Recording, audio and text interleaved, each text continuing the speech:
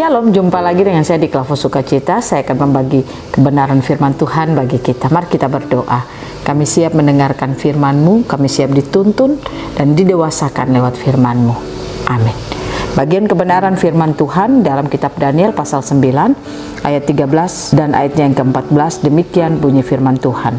Seperti yang tertulis dalam kitab Taurat Musa, segala malapetaka ini telah menimpa kami, dan kami tidak memohon belas kasihan Tuhan Allah kami dengan berbalik dari segala kesalahan kami dan memperhatikan kebenaran yang daripadamu. Sebab itu Tuhan bersiap dengan malapetaka itu dan mendatangkannya kepada kami, karena Tuhan Allah kami adalah adil dalam segala perbuatan yang dilakukannya, tetapi kami tidak mendengarkan suaranya.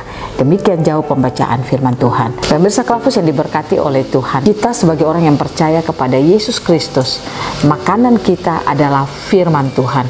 Mengapa? Karena kita adalah makhluk roh. Kita yang sebenarnya bukan tubuh, bukan jiwa, tetapi kita yang sebenarnya adalah roh. Dan makanan roh itu adalah firman Tuhan. Orang Kristen yang suka mendengarkan firman Tuhan, hidup pada perkataan firman Tuhan, dia akan mengalami kehidupan yang lebih baik, dan lebih baik. Tapi orang Kristen yang tidak suka ditegur firman, tidak suka dinasehati firman, tidak mau mendengarkan firman lama-lama, tidak mau didewasakan oleh firman, saya katakan dia akan menjadi orang Kristen yang mengalami kehidupan pertumbuhan yang tidak baik di dalam hidupnya. Artinya, dia tidak akan menjadi orang yang bertumbuh secara dewasa dengan baik di dalam kekristenannya.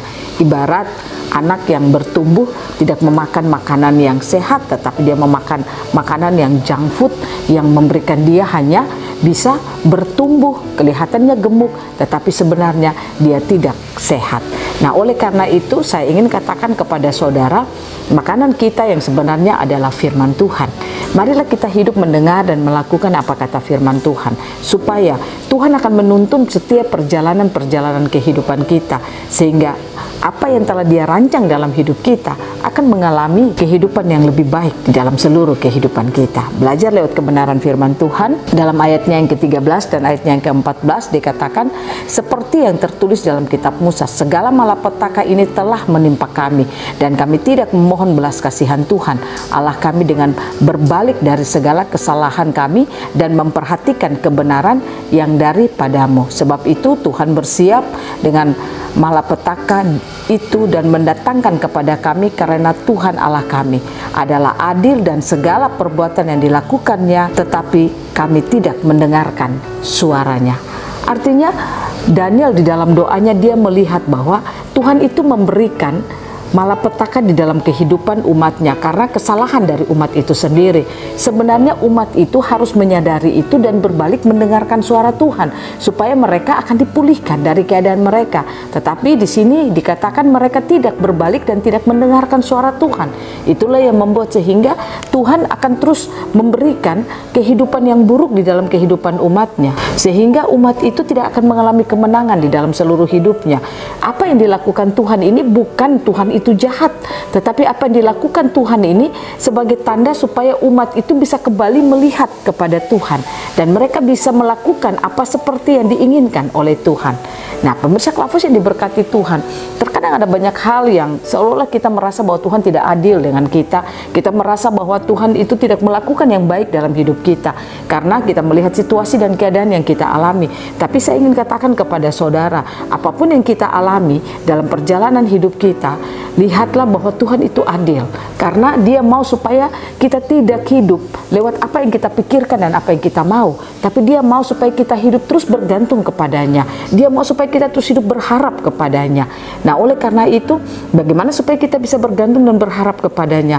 Belajarlah untuk terus mendengarkan firman Tuhan, melakukan apa kata firman Tuhan di dalam seluruh kehidupan kita, sehingga ketika kita terus belajar mendengarkan firman Tuhan, saya katakan seperti rancangan Tuhan dalam hidup kita adalah rancangan damai sejahtera dan sukacita dan bukan rancangan kecelakaan, sehingga apapun tantangan persoalan yang kita alami dalam hidup kita, sekalipun itu tidak mengenakan, sekalipun itu tidak membuat kita menjadi bahagia, tapi saya katakan kepada saudara, rancangan Tuhan tetap akan ada dalam hidup kita, tidak akan pernah merubah akan rancangan Tuhan yang telah Dia tetapkan dalam hidup kita, yaitu sukacita dan damai sejahtera.